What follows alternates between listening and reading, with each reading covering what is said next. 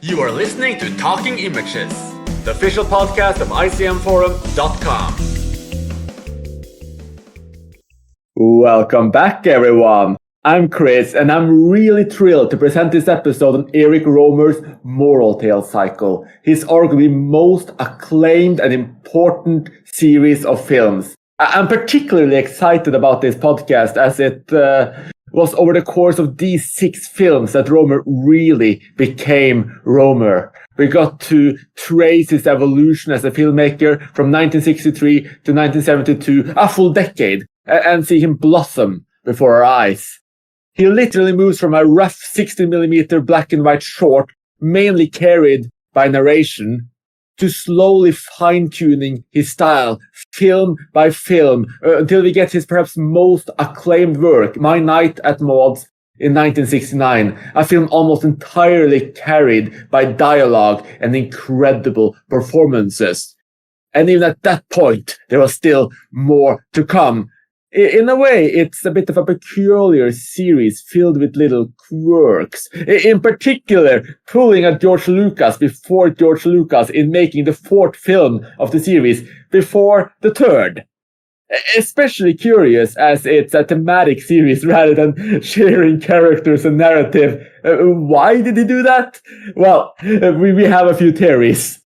For the purposes of this episode, we will discuss the series in the order Rohmer intended, which means we'll start with The Bakery Girl of Montague and Suzanne's Career, both from 1963, then jump ahead to My Night at Maud's from 1969, move back to The Collector from 1967, and then finish with Claire Snee and Chloe in the Afternoon, made in 1970 and 1972 respectively. Each of these films has the same basic premise: a man who in one way or another has a connection to a woman, be it flimsy, even one-sided, or a mutual relationship, is drawn to another. But there's quite a lot of variety in that setup. And we'll look at how these films complement each other, build on that basic premise, and what they may seek to convey. Don't worry, for each of the films, we will have a largely spoiler-free section that anyone can listen to, followed by a more spoiler-heavy section where we just dive into the ending and our personal interpretations. You can find clear timestamps in the description below so that you can easily skip ahead to the next film of the series and just avoid getting anything spoiled for you. I would also like to just give a quick shout out to our incredible 2-part, almost 6-hour episode on Eric Rohmer's Comedies and Proverbs cycle that we made all the way back in our 1st season. It's one of my favorites, even if we've gotten a lot more polished and concise since then. And I bring this up not just as a recommendation, but as a soft introduction of today's co-hosts, as we actually got the Rohmer band back together. Adam, Clem, and Tobias are all back. Tobias for the first time since that 2-part episode. It's been over 3 years, which just makes it all so much more special. And with that, we can probably start with you, Tobias. How does it feel to be back? You know, you're as excited as me to dive into these films. Yeah, it's funny to be back after all this time. And it's been a little while since we heard your voice as well, Clem. Welcome back, and same question to you. Yeah, it's been a while. So yeah, I'm very, very glad to be back and very, very excited to talk about another Rohmer cycle with you guys. So yeah, I can't wait to get started. And that brings us to our 4th host of today, Adam, who's actually been stepping up his participation in episodes over the seasons. How do you feel about coming back to Rohmer after 3 years? Yeah, I think the last Rohmer episode was one of the highlights of what we've recorded so far. So it's really great to have everyone back on again to discuss what I think is like the most famous series of films by Rohmer. Although I don't think it's the best, but yeah, we'll get to that. Oh, we'll definitely get to that, and I completely agree. It's going to be a bit interesting to hear how we all feel about that. So, actually, let's just dive into that before we go into the individual films. What are your thoughts on the Moral Tale cycle as a whole, and where would you say it stands next to Rohmer's filmography as a whole, and just in particular his 2 other cycles?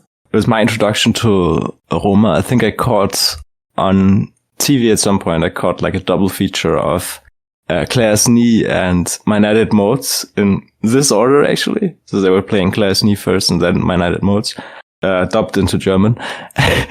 And yeah, I've always held them in high esteem because they're so simple and so beautifully filmed. And it starts a collaboration between Roma and Nestor Almendros.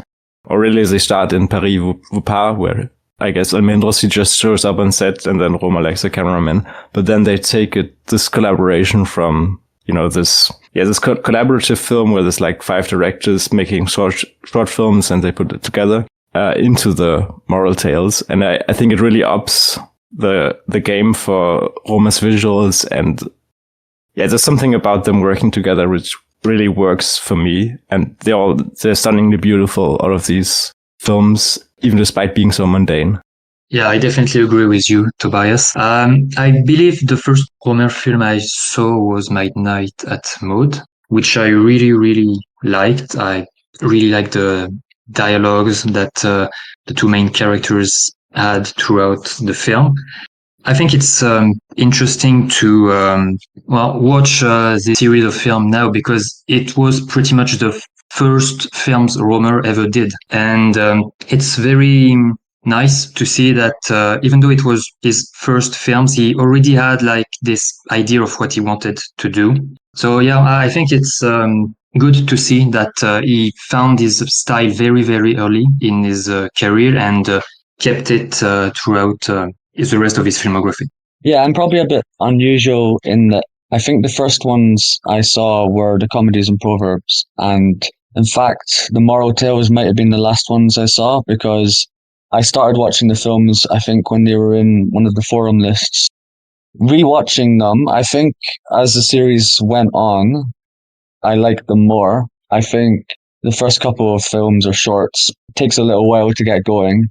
But as you progress through the series, you can kind of see more of the classic Rohmer kind of elements, which I think are missing a little bit early on. So it's not my favorite series, definitely. But I think you can see the development of his style as the series progresses, and they start to feel more like what I'd associate with a Rohmer film is. Yeah, I completely agree with that. I mean, it's interesting you talk about the first films you saw. I mean, I actually double-checked, and somehow, I don't know why, the very first Rohmer film I saw was Sign of the Lion, which was actually his proper feature debut in 1962. I don't know how I started with that film. It's generally not promoted that much. It might just be because I went through the early New Wave films or something like that. But after that, it was all moral tales. I can see that it was My Night at Maud's, Claire's Knee, Suzanne's Career. Completely random order, but almost all of them within a very short period of time. This was like well over a decade ago. And it was really interesting watching them again now because my memory was so wrong on so many of these films. I mean, many of the visuals were vivid in my mind. Many of the character journeys that were vivid in my mind. But like how they ended, certain decisions, so much of that had been warped. I completely agree with Adam that it's not his best cycle. I think it's actually his weakest of the 3 cycles, which might be a bit of a controversial take.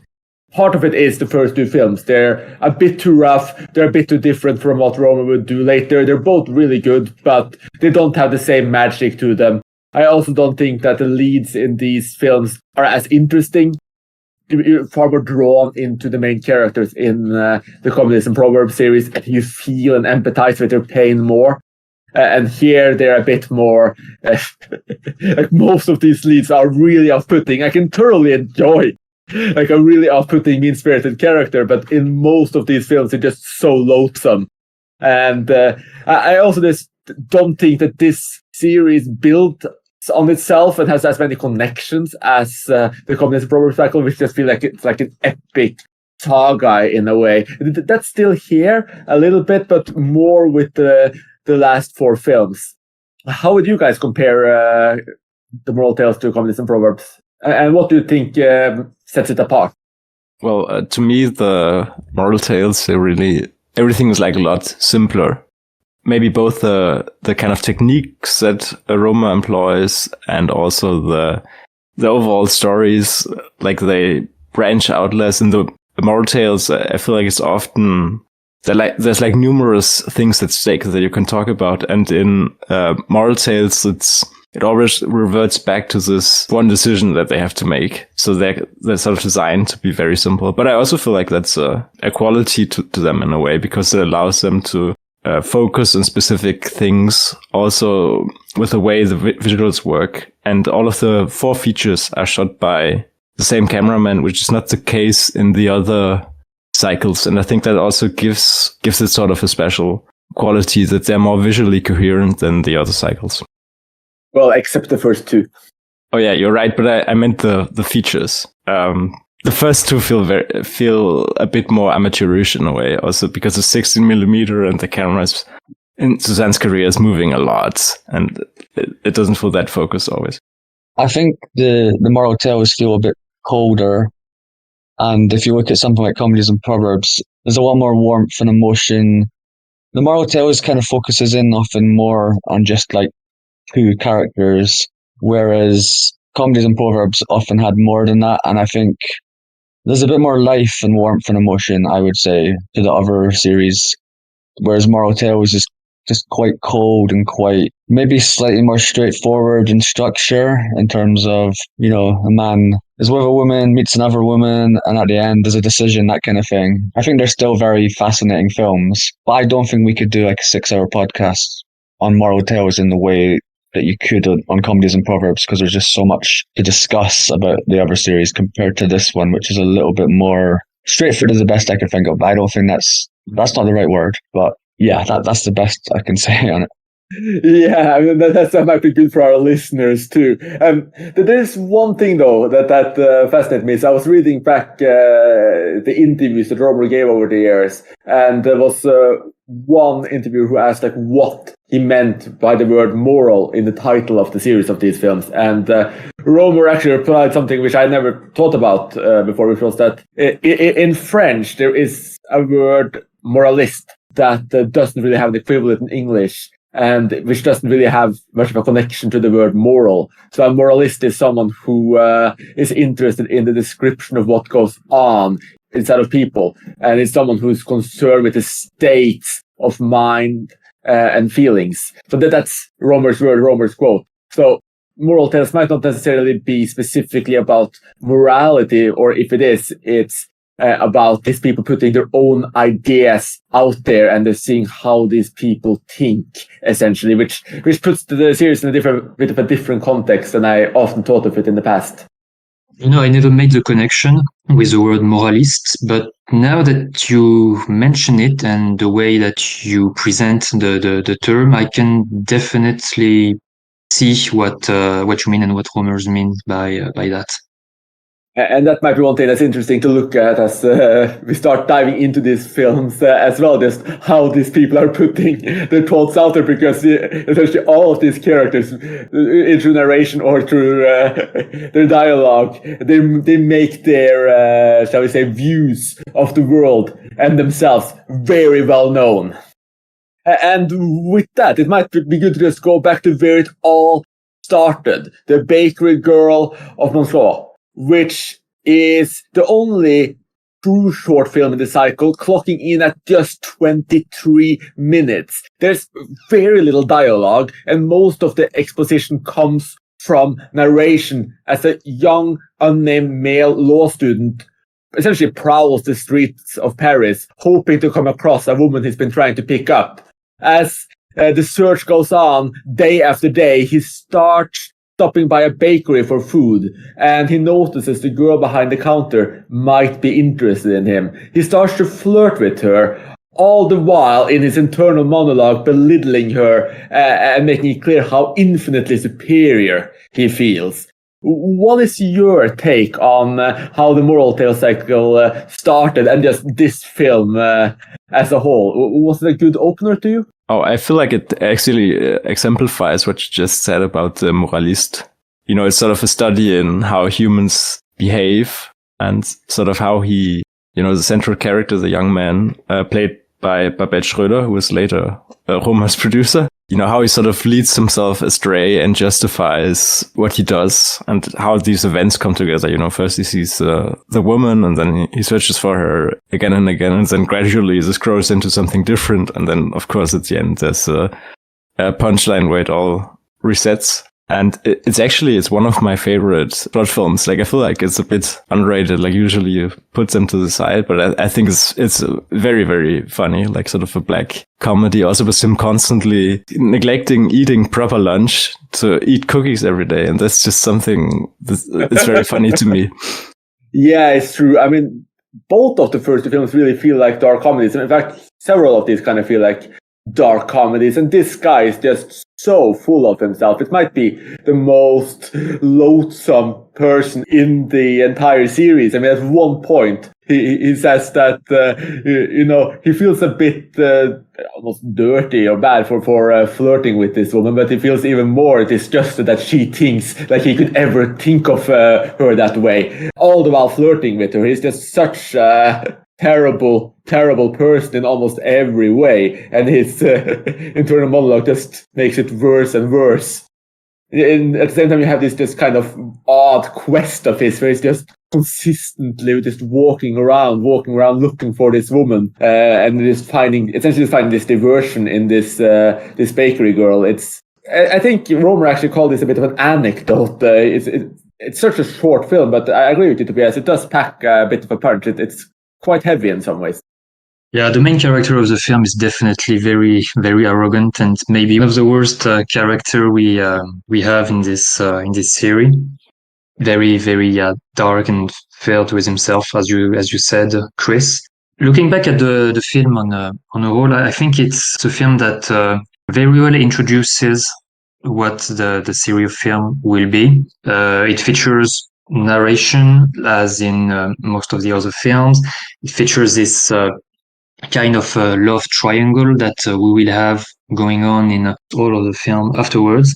This one is in black and white, just like the next one, Suzanne's career and My Night at Maud after this, which I think fits very well with the general tone of the film. I don't think a colorful film would have been proper with this type of story.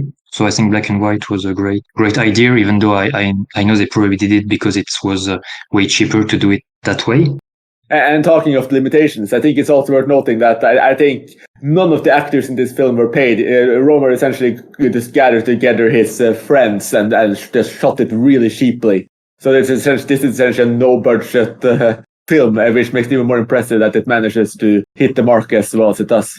Building on what everyone else said, I think this film really sets the tone for the rest of the films, because I think one of the big features of the Moral Tales is the focus is kind of on the male characters. And for the most part, you're certainly not seeing a good portrayal of men, or a good portrayal of men in sort of romance or love situations. So I think a lot of the features of this film is kind of setting the scene for what the rest of the series is going to do. I certainly agree the black and white certainly suited the style of it. And yeah, I think thinking of the series as a whole, probably why I'm not so big a fan of this film in particular, or maybe the series, is just the characters. Some of the characters are just so unlikable. Some of the actions are so questionable and so cold that I think you're kind of watching the series in a different way than you watch Cousin Proverbs, where you don't particularly like the characters, and it's more about their decisions and their actions. There's a lot less sort of empathy for the characters in this short than I would say you get in, say, Comedies or Proverbs and some of the other Rohmer films. Yeah, there's a lot to unpick about the film, and it's an interesting film, but it's also featuring a very unlikable main character who's doing very questionable things. I also think it's a bit of an illogical film in the way that they do it, but we can come to the ending later. And given just how short this film is, I think we might just jump into the ending and just spoil everything now, to be honest. Spoiler warning. So the film ends that essentially our lead, after having looked for the woman he's interested in for so long, essentially starts to give up. He starts actually contemplating treating this flirtation seriously. He essentially forces the bakery girl to make a date with him. It's almost a bit too comfortable. He doesn't take no for an answer, as he kind of pins her to the wall. And then shortly after that, he runs into the first woman, that woman he's been trying to pick up on the street. He just completely forgets about the other woman. In fact, he kind of thinks to himself that it was kind of immoral of him to even deal with her in the first place. So he just sets up a date with this other woman instead. He waits for her. They leave for their date, and he makes it clear that he won't go to his date with the other woman. He's essentially just standing her up. He's thinking that, okay, as they pass past the bakery, she might see him and learn it, but he doesn't want to even look. He's just such a coward. He doesn't even want to tell her. And a lot of irony, because we find out that the woman he's been interested in, Sylvie, she actually had a bit of an accident. So her leg is in a cast. She's been staying at home, healing. And by just complete randomness, the bakery shop is under her window. So when he has been walking there every day, she has been thinking that he knows where she lives, and he's just been persistently trying to make contact with her. And she completely misreads the situation and takes it as, his commitment. And from all of this, they end up getting married 6 months later. And the film just ends with them going into the bakery. The girl is no longer there. And that's it. It's just essentially everything works out for our extremely hypocritical, very much nasty lead. The woman he's interested in is strict. The woman he was flirting with is stood up and leaves. It's a darkly comedic ending in many, many ways. I mean, what are your thoughts on it? Our narrator, he sort of narrates himself. He thinks of himself as doing the right thing, and it's all like his headcanon of what's happening. And I think this actually is a recurring motive in the moral tales, that we have these kind of half engagements where he's asking the bakery girl out on a date, and then, he doesn't in the end follow up on it because he meets the other woman again. So this engagement was always very half-hearted. And he sort of talks himself out of it in a way that, really nothing happened, but he's still engaged there. And I think that's something, that returns in the other moral tales, where there's these kinds of situations where something is going on, but the narrators, they can always say, oh yeah, nothing really happened. So yeah, it's all about, commitment or non-commitment in this way. And I also actually found a quote by Rohmer, which goes back to the moralist thing, where he says that his intention was not to film raw events, but the narrative. And that one of the reasons it's called moral is that the physical actions are almost completely absent. Everything happens in the head of the narrator. That's something he said about the bakery girl of Monson. And I think that describes the way the film is made very well, because it's sort of analytical. It's all in this one setting, and constantly reframing the situation of the guy strolling the street and what could happen there. How he himself reads the situation and understands his own situation there. The ending was really strange to me. It was almost like a just random add-on. So we saw 20 minutes of film, and then suddenly it's 6 months later, he's married. It's all very abrupt and blunt. I kind of felt like there was not really much substance to the relationship, to the marriage. I don't know, I felt like some kind of comment on the guy just decided he wanted to marry this woman. It just happened, and there was no kind of emotion. There was nothing in it. I don't know, I kind of would have preferred the film with a different ending. Maybe even an ending where we don't know if he goes on the date with the bakery girl, or we don't know if he marries the other girl. It didn't feel like a Rohmer ending to me. It just felt like an add-on to sort of wrap everything up. I'm not really sure what the intention was, but I personally would have preferred an open ending. Almost confusing, if anything.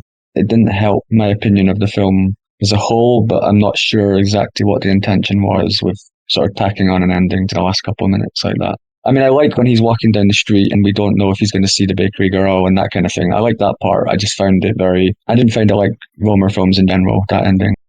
Yeah, the ending is very dark actually, because even though he's the main character, as we said, he's a very arrogant and filled with himself person, and in the end he wins.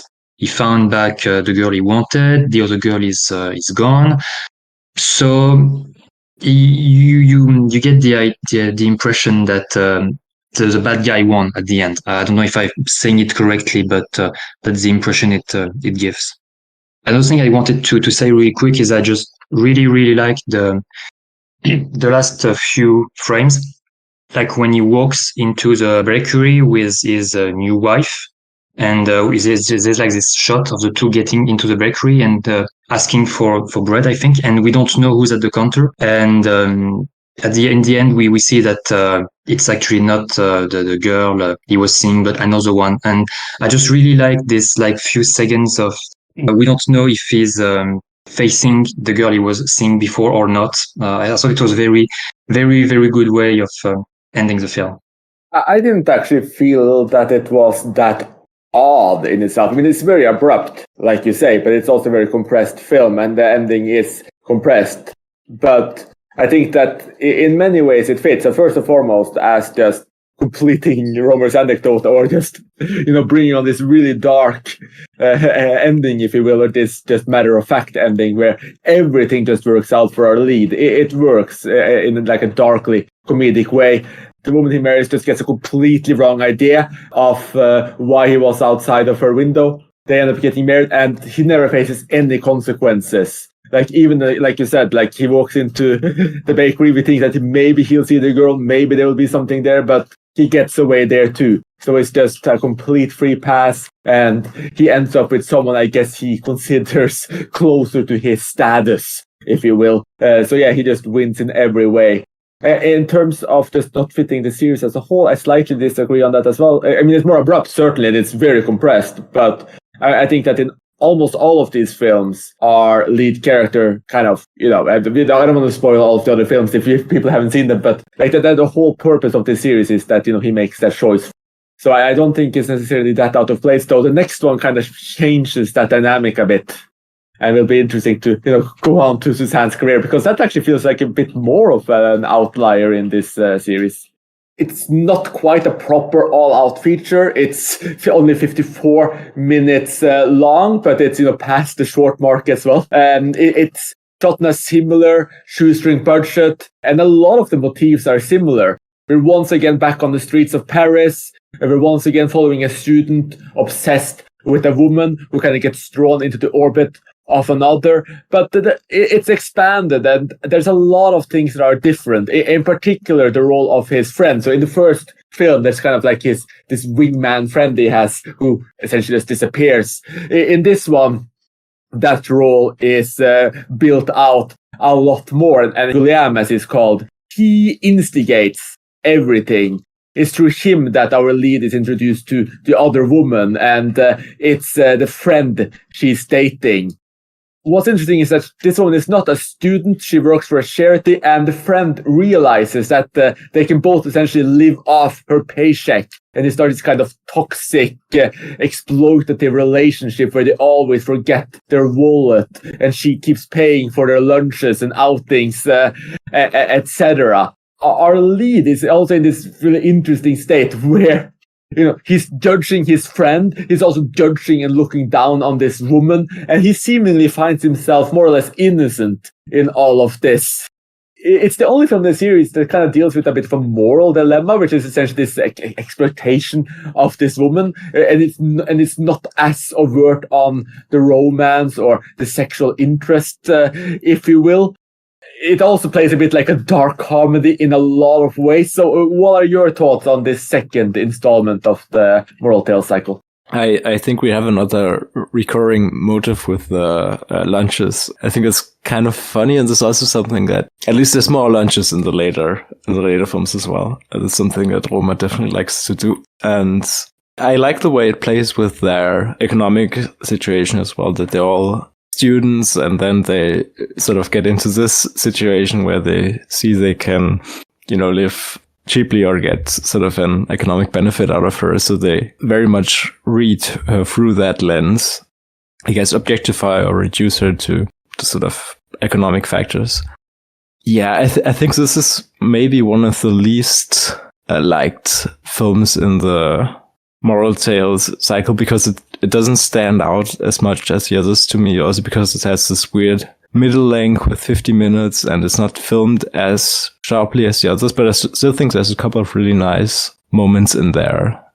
It does occasionally feel very lively with the 16mm street scenes and the sort of student milieu that Rohmer tries to evoke. Yeah, I think the first film we discussed and this one are not that different. This time as well, the main character is not a very likable character, even though he has a friend who is even worse.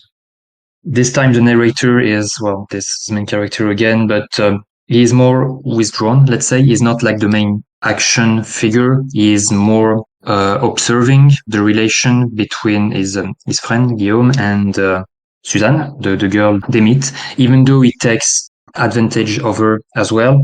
Seems that, he is like more withdrawn and he feels like he's not the one hurting her, but instead Guillaume is. Even though he doesn't really feel that much sympathy for Suzanne, because he says that he doesn't like her because she felt for his friend. It's a reason not to like her, and in a sense, she, I don't know, maybe deserves to be exploited the way she is, I guess. So yeah, it's another very dark film that is very reminiscent of the first one. Yeah, I would agree. I would group the first two films together. Not just because they're black and white, but I think they have a similar cold kind of feel to them. And like the motivations and the actions of the main characters are quite dark. For me, the narrator is almost worse than the friend. Clearly, the friend is like influencing the narrator, but I think we get the sense that the narrator knows what's happening is wrong and he just goes along with it because he's portrayed as this very weak, sort of spineless guy. So I almost found him worse than the friend. You know, he was commenting on all the actions, but he's quite happy to go along with it. I think the most interesting part of this film is the ending, which kind of flips the ending of the first film. We see a different outcome in terms of what the main male character ends up with.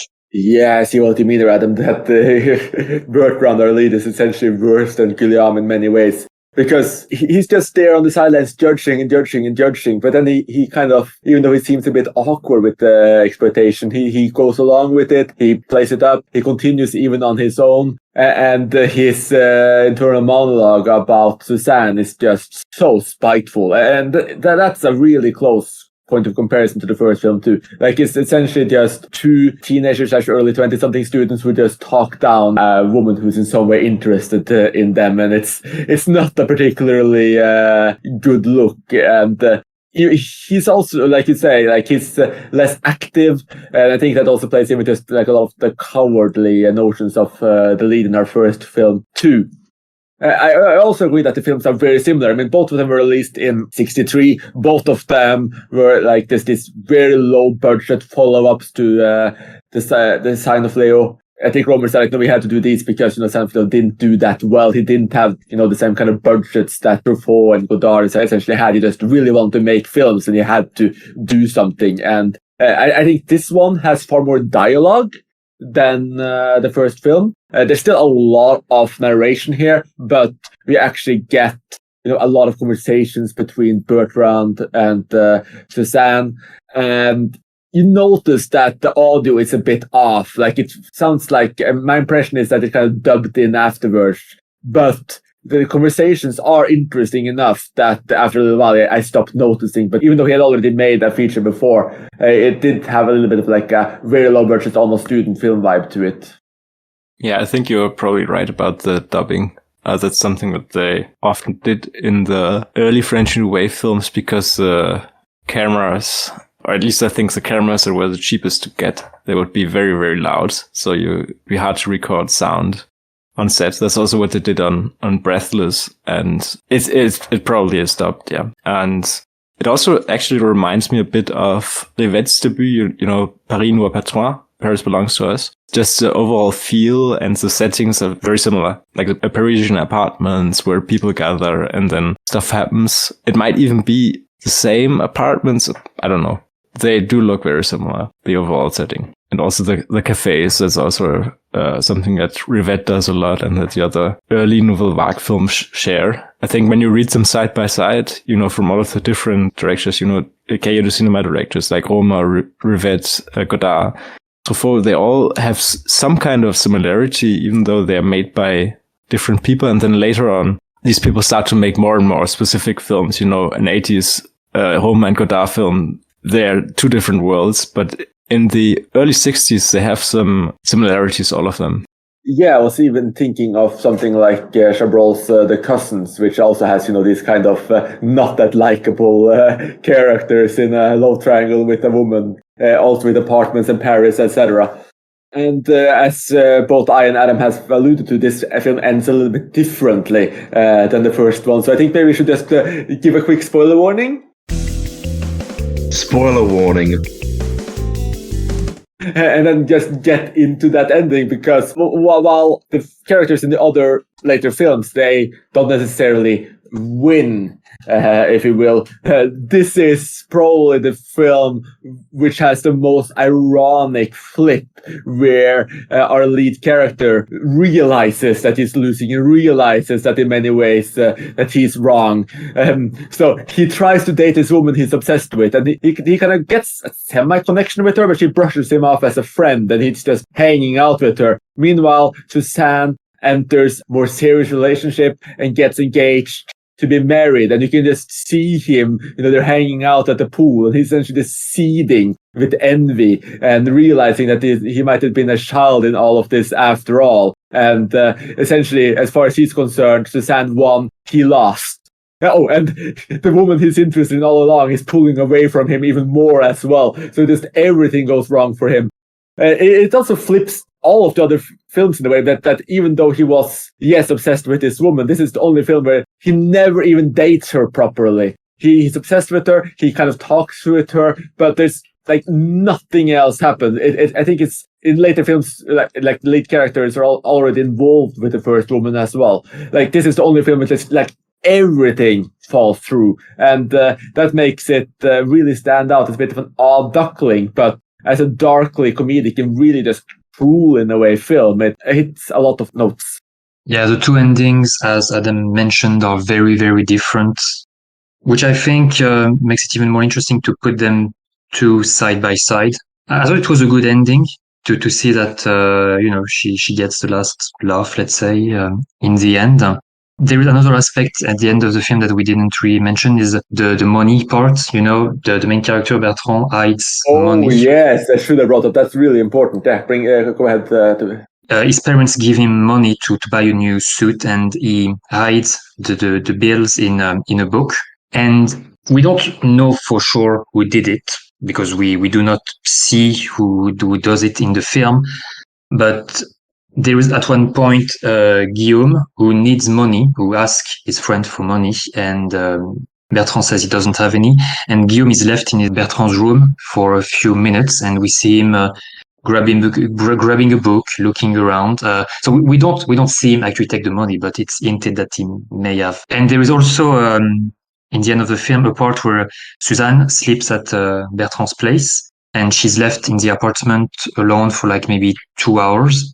And it's after those two events that Bertrand realizes that part of the money he was supposed to buy a suit with is gone. And for him, he believes firmly that Suzanne is the one who did it.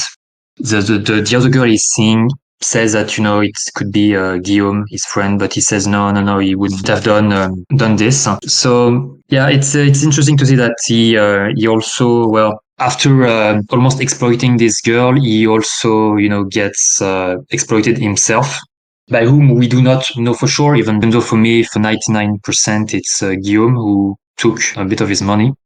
When two guys exploit someone, you never know if the other person's gonna turn on you and start taking advantage of you as well. So yeah, it was nice moral way, let's say, to end the film. Yeah, and he's so obsessed with this as well. He just keeps going on how he's sure it's Suzanne, how it's sure it's Suzanne, both in dialogue and his narration. And I think at one point he narrates that he doesn't want to think it's Guillaume because he's never been the victim of his schemes before. It will be the first time. But then we also see Guillaume just completely abandoning him as well, so he also more or less loses that friendship. Also, if it was Suzanne who fleeced him, I mean, that would just be moral justice in a way, because he was fleecing her. Yeah, I think it was quite rewarding, this film, in the sense that you actually saw the lead guy punished, and you saw the good guys win in this one, whereas in the first one it was very much a case of, it was the exact opposite basically. In terms of the money, I mean, I felt like the main character knew that it was his friend that took the money, not Suzanne, and he was just kind of maintaining the illusion because he obviously looked up to Guillaume quite a lot. But it was just quite nice to get all these kind of consequences of actions in this film in a way that we just did not get at all. And I think actually with the money scene, I think there was a part where the main character says it couldn't have been Guillaume because he wouldn't have left any money behind. Basically, he's sort of admitting his friend is a worse person than Suzanne. And if it had been him that stolen it, he would have taken all the money. He would never have left, like, I think there was still some notes left in the book. But yeah, it was a satisfying set of events that we didn't get in the first, and completely flipped the situation.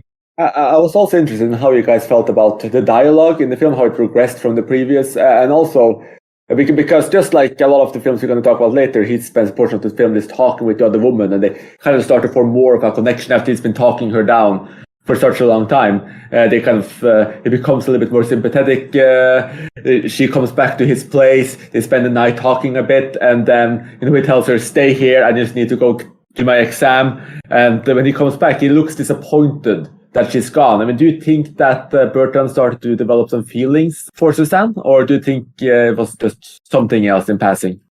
I think the situation sort of mirrors what happens later in My Night at Maud's, even with a chair. In My Night at Maud's, of course, Jean-Louis, he also tries to sleep in a chair. So there's this sort of idea that when he invites her home, that there's more in the air. And I think they both sort of know that, but neither of them necessarily wants to act on it. But it's still something that I think is in the back of his head, maybe also in the back of her head. She's not the narrator, so it's harder to read what she thinks in this situation. Yeah, but I think that's sort of why he's disappointed in a way, because he sets something up in a very half-hearted way again. Yeah, that's a really good point with the comparison to the scene in My Night at Maud's. So do you guys think we should just move straight ahead to My Night at Maud's then? Yeah, sure, let's go. And I think this might be, the film a lot of our listeners have been waiting for as well, because My Night at Maud's is generally considered Rohmer's greatest film. It's on the largest amount of key lists. It's high on They Should Pictures, Don't They? I think it's generally his most seen film. And if you see it as a third film, which is what Rohmer marked it as, it can be a bit of a shock to the senses, as the production values and acting is through the roof. It's shot in gorgeous black and white. We have the incredible Jean-Louis Trintignant in the lead role. And we just captured these beautiful winter scenes. The dialogue is the driving force. In many ways, I'd even call it the first real Rohmer film, because it feels so much closer to what he would continue to do in his career than the first two films, even though there's still a lot of similarities. I will say, though, the lead in this film is not as spiteful as the first two. We have a lot less narration, so we don't necessarily know what he thinks, but he seems more respectful of the other woman, if you will.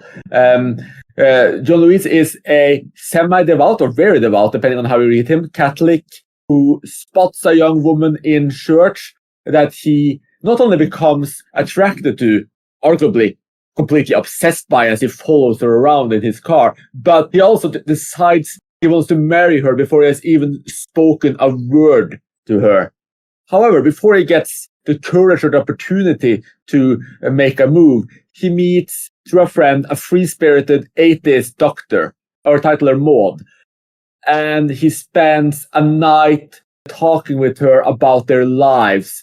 And there's this dialogue, the two of them sharing their lives, their views. It's magical. I mean, Rohmer really managed to build a film just entirely on just two people, or in some cases the friend is there, 2, 3, talking. Their conversation is tantalizing. We learn so much about them, and we start to see a connection between them, even some flirtation But of course, there's still that other woman he has decided he wants to marry. In his mind, he's almost already married to.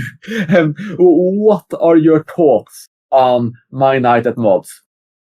Yeah, I think it's a great film. And, really one of them that got me into Roma in the first place. I also think, as I alluded to earlier, and as you're saying now, that there's sort of a shift in the production values, because I think it's shot on 35 millimeter now, which they start with in La Collectionneuse 2 years earlier, and then they bring it on there, and Almendros has sort of a specific way of shooting black and white, where he actually goes to the set with I think it's called some kind of smoked glass or something, where you can actually see through and everything is black and white, so you can see the scenery before himself in black and white, and then compose with the actual look of it in mind. And it's also why there's a lot of beautiful stark contrast in the film, where they really managed to use winter scenery as well. That's also something that suddenly enters as a play with the seasons. That's very nice and works well with the topic of the film, and it also enhances the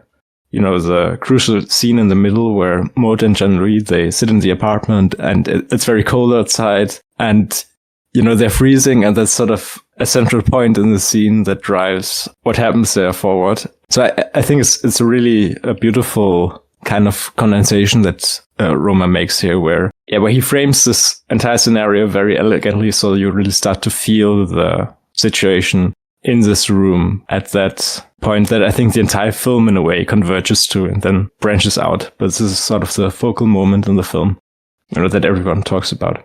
Yeah, I certainly agree with what Chris said, that it feels like the first proper Rohmer film. I think the first two are a lot more about the narration, not the dialogue, whereas once we get into this one, the dialogue suddenly becomes the central part of the film. The scene with Maud in the room is kind of the basis for the success of the entire film. It's the scene that sort of elevates the film into a classic. I also think, unlike the first two, we like the characters a bit more. The characters are a bit more fleshed out. It's not as straightforward as the first two, where we're watching these really unlikable guys. It's a lot more nuanced, and it's a big leap forward from the first two, in my opinion. And you can see why it's held up as, I think it's the most famous film by the director.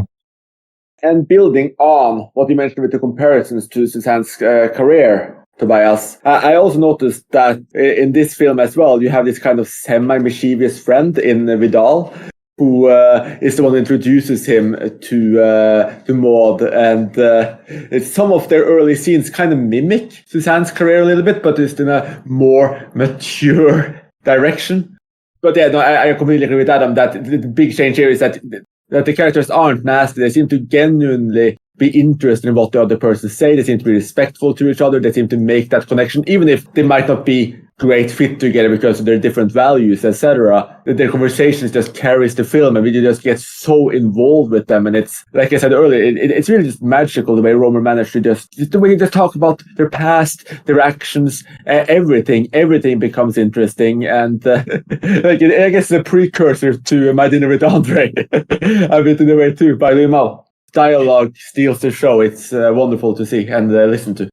Yeah, I really feel like there's a nice interplay in the film between all of the, it's quite a somber film with a lot of mundanity and sort of mundane everyday dialogues, but then also special moments like when the snow is falling and they go out to the window and they have this rather elaborate shot of snow falling down, and like it's actually a very simple shot, but it sticks out so much because it focuses in on something, on this kind of beautiful, quiet moment. And I think the film overall does this quite well, condensing to the talks and the scenery around it. It really sets us in the place that they are in, whether they're in an apartment or in a house, outside in the streets. And maybe that's also what the winter adds. It sort of gives you an impulse to go inside, to go into smaller rooms and everything.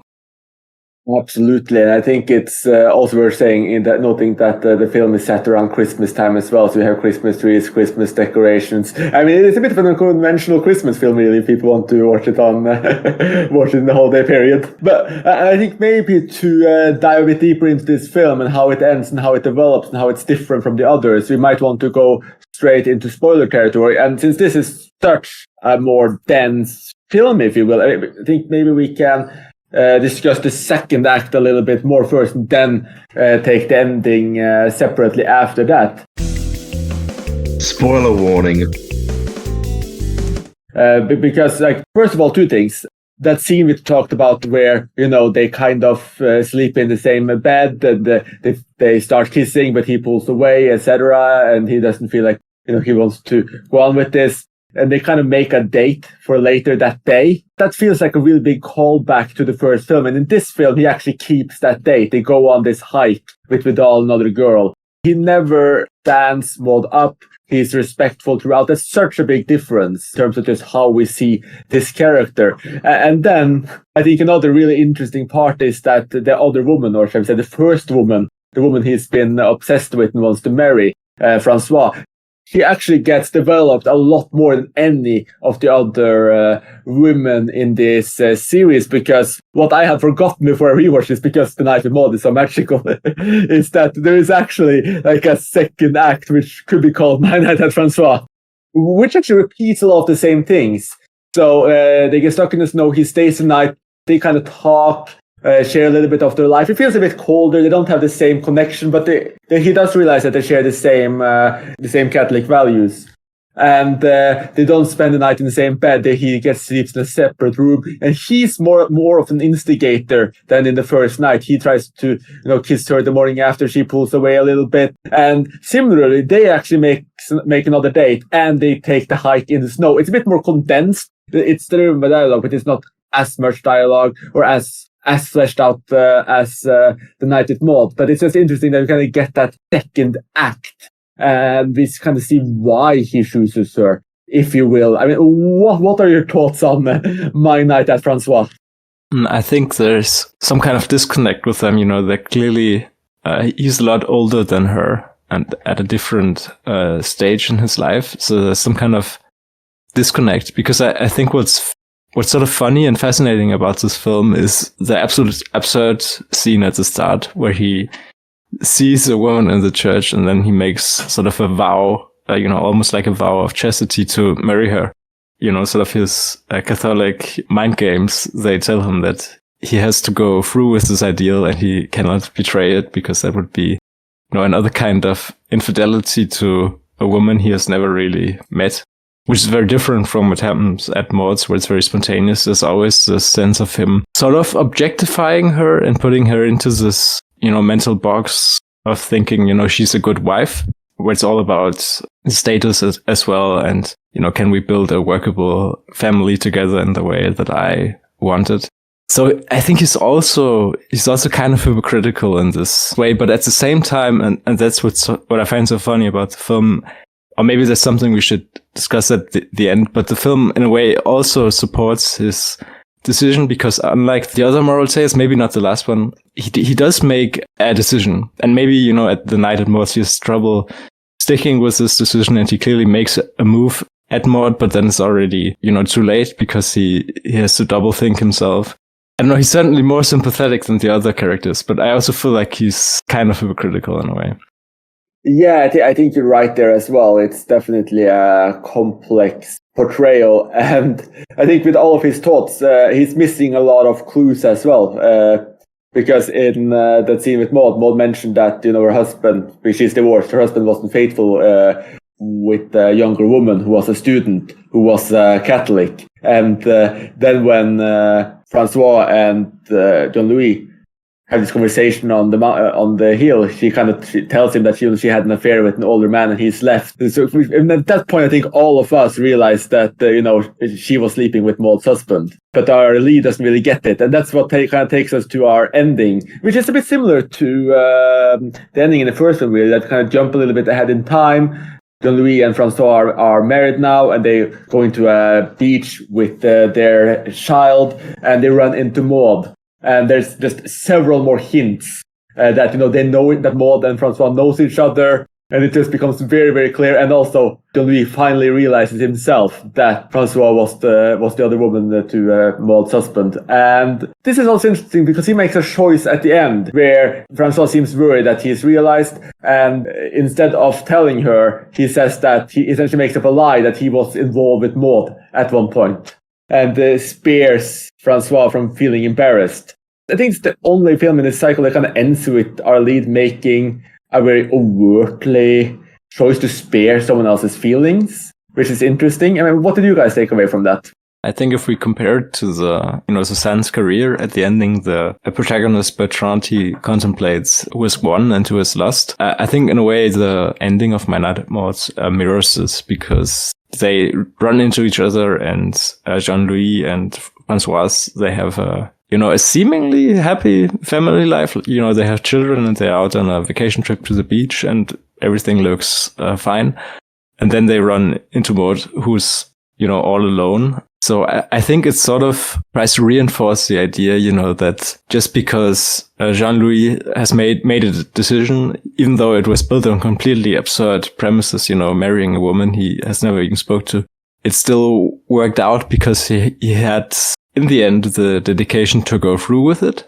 And I feel like that's what the ending does, pitting Maud against Jean-Louis and their, choices or lack of choices, what they lead to. So I think it sort of turns Pascal's wager, which is a very central point in the film, and what Jean-Louis' friend, he always talks about, on its head, by saying, in Pascal's wager, you have to bet on God. And then the idea is that it doesn't really matter how unlikely it is that God exists, just because the reward is infinitely big. But here, I think Rohmer reads it through the way that as long as you bet on anything and you actually dedicate yourself to something, it will lead somewhere. And if you don't bet on anything, it will lead nowhere.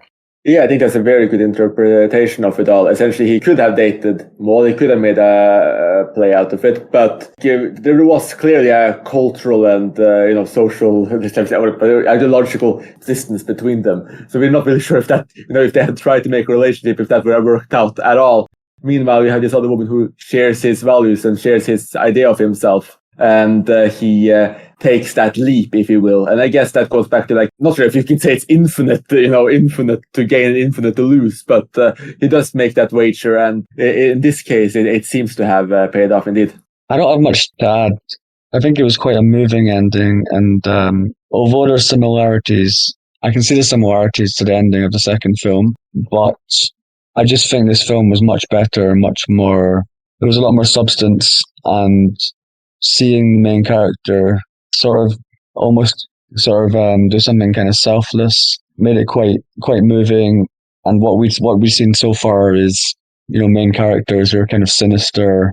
And whilst there was maybe some elements of that in this film, it was quite a refreshing change seeing different motivations and different actions from the characters in this film. And I think the ending it was an interesting ending, quite fascinating ending actually.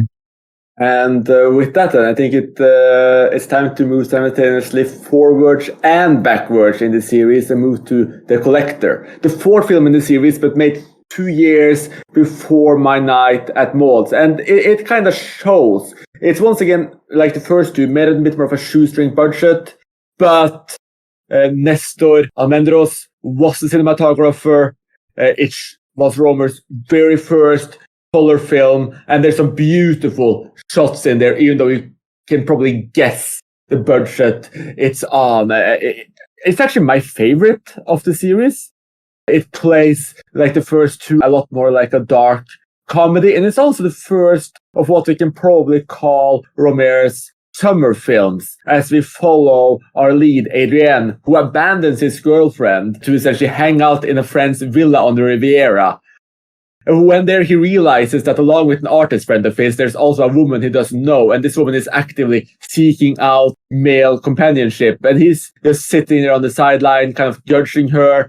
in his mind, she's just adding men to her collection, and he's kind of starts toying with her a little bit. He thinks that she's really interested in him, and he wants his friend to date her instead. Just as in the previous films, he spends, or 1 or 2 rather, he spends a lot of him just looking down on her, both in his dialogue and internal monologue. But at the same time, you can see that he kind of starts to be drawn to her, like all while kind of hating himself for it. What are your thoughts on the 4th installment, and why do you think that in Rohmer's mind this film had to be the 4th rather than the 3rd film of the series? I'm actually not sure if there's a specific thematic reason for it coming first. It always struck me as sort of peculiar because relationships in La Collectionneuse, they're still relatively less committal, and then in the films afterwards, including My Night at Maud's, marriage is always a central plot point in them, especially in the last 2, but also in My Night at Maud's. So I feel like My Night at Maud's it actually kind of leads into Claire's Knee in a way that this one doesn't. I'm wondering if it's maybe just the production that he thought, My Night at Maud's would be a simpler film to produce than La Collectionneuse. And, personally, what really strikes me about La Collectionneuse is actually the production, how they pulled something like this off, essentially without any budget. The only budget they had was apparently the film stock, and then, the rent for the house they were all living in while shooting. They paid a local woman to cook them the same dish every day, which I imagine was not very expensive. And then they shot on an extremely tight, shooting ratio, which means they shot, 3:2. So out of 3 minutes of film that they shot, 2 minutes are actually in the film. So the raw material must be something like, 2 hours or something. And then they make an 80-minute film out of that. And that's quite stunning because of how sharp the film is, and how maybe that's also where a lot of Rohmer's techniques start. He's a lot of rehearsal because in this film, he really has to be economical. He has to rehearse the scene, and it has to be there because he cannot afford to film it very many times.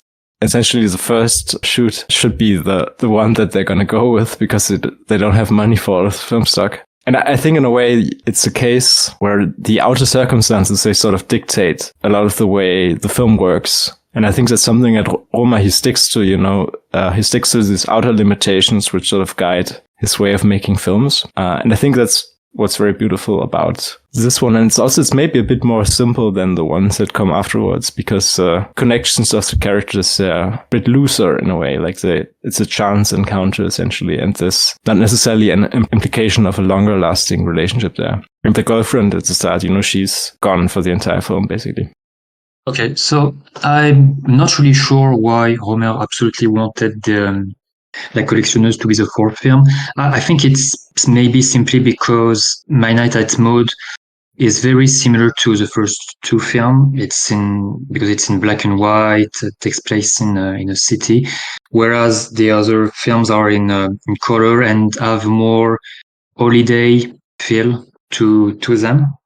Maybe I'm thinking that's why he wanted to have like this cut between like the first half and the second half of his moral tales. Regarding the film itself, well, it's very similar to the other in the sense that it has this triangle once again of like this 2 guys who rent this house and just don't want to do anything. They're saying it themselves, like we're trying to do nothing.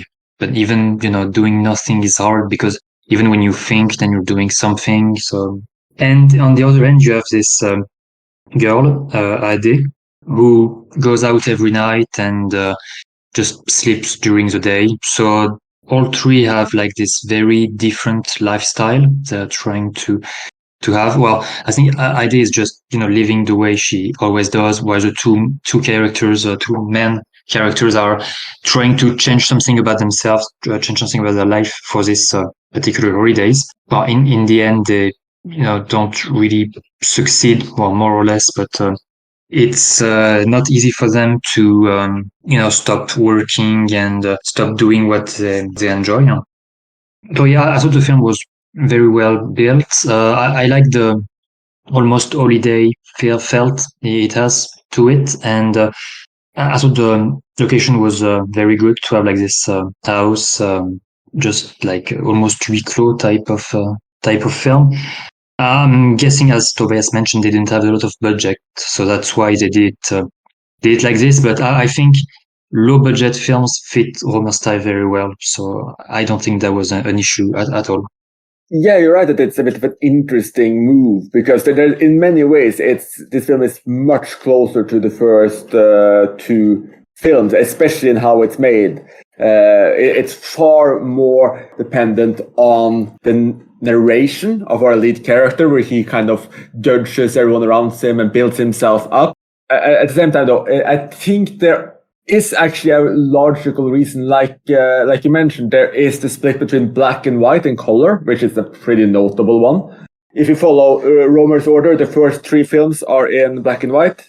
The last three films are in color. But there's also one other interesting thing I noticed, which is that in the first three films in Rohmer's order, we have a man who is, essentially obsessed with a woman that he wants to date.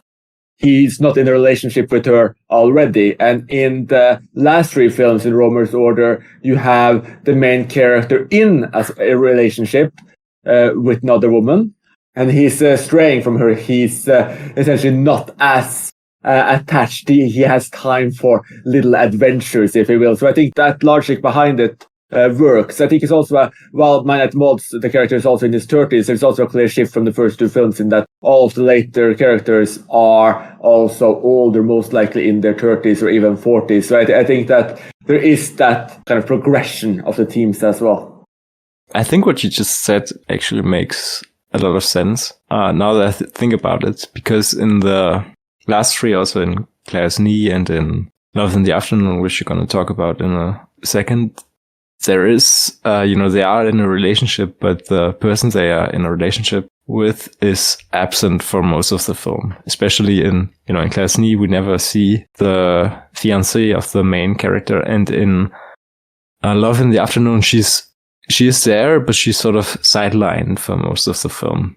And, in La Collection News, we see her in the beginning, but then she's gone. While in the other three films, both women are present in a way. There's quite a difference, of course. I agree with Chris about why Rohmer chose the order of the films. I think there's a clear split between the black and white and colored ones, and the idea of the main characters already being in relationships. I think that's very valid. I think this film continues the kind of sense of the lead male characters being quite hard to like, perhaps a little bit sinister again. But I think the film has a lot more to it. It has a more of a kind of holiday kind of film vibe to it. And for me, there's some similarities with Claire's Knee in terms of just the setting, the fact that it's in color, the setting, and the general kind of vibe.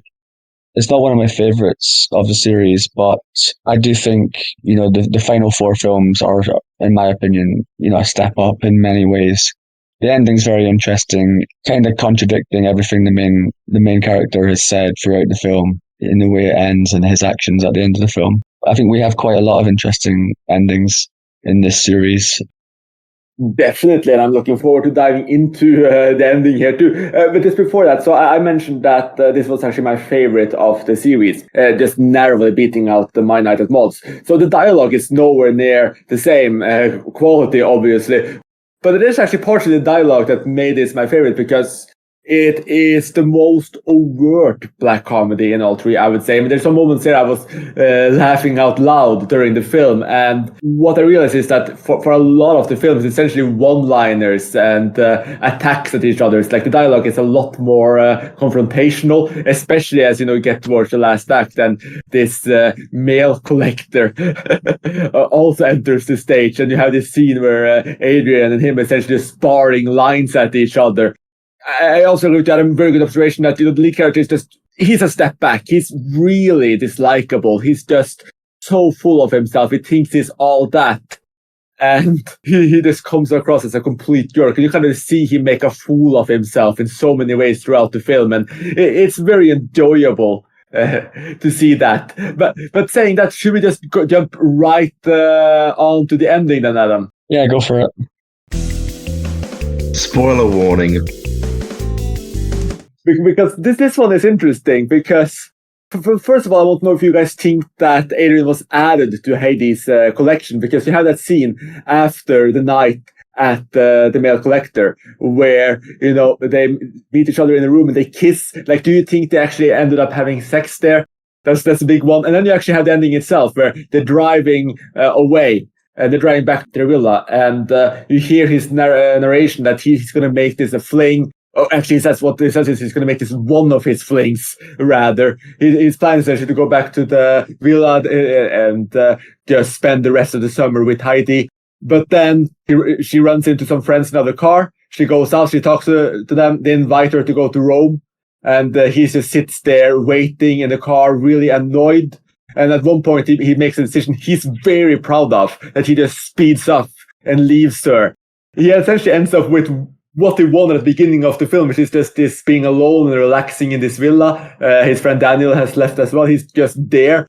But it's all empty to see him walking the halls all alone, sitting in the field reading all alone.